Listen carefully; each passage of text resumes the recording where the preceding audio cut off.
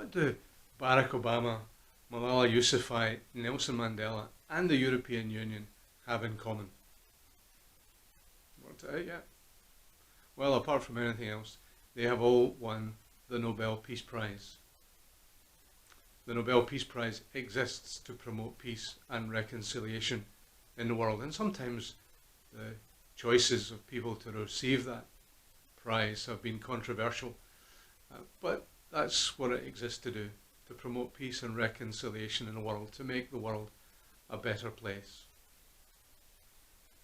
We love peace.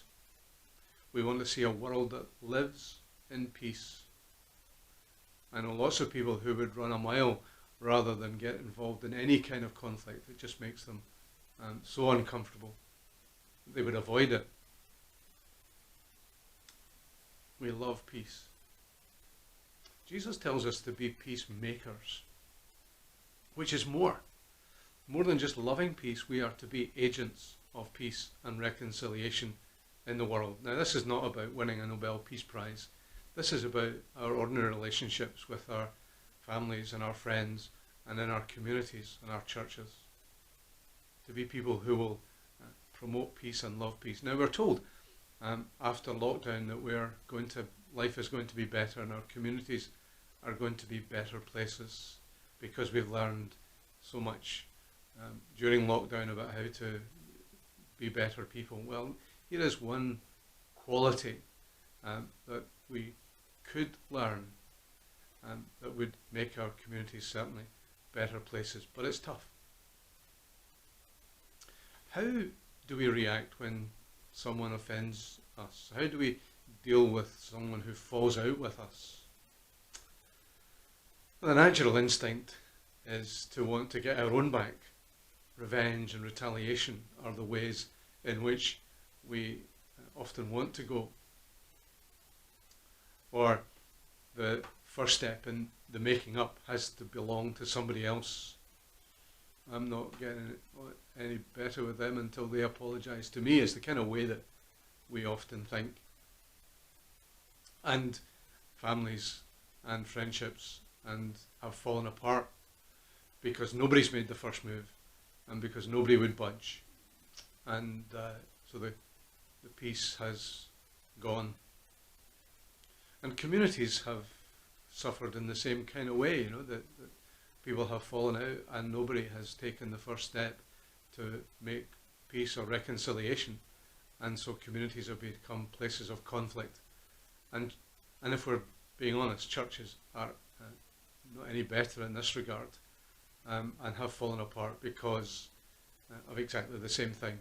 Nobody has taken the first step to peace and reconciliation, and so churches have fallen apart.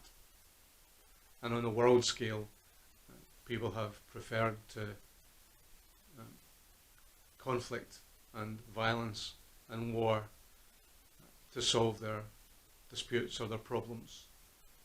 And that has just multiplied. Conflict begets conflict, violence begets violence, and we end up in an ever-decreasing circle.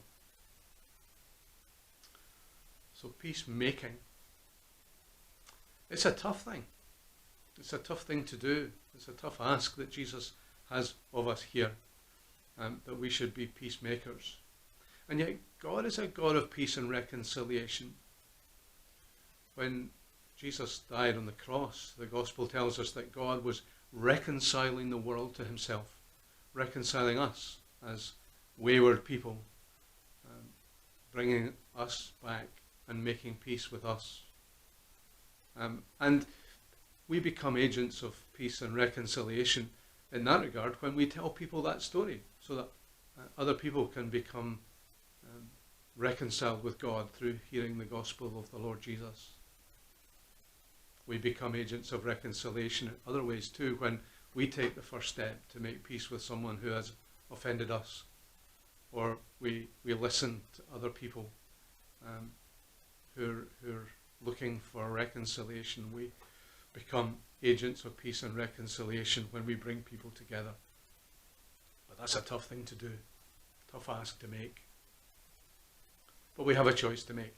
The choice is whether we stick with the chip on our shoulder and our selfish ambition and the willingness to just fall out with people, or whether we take up this challenge and become agents of peace and reconciliation in the world. And the more that we do that, then the world becomes a better place for all of us.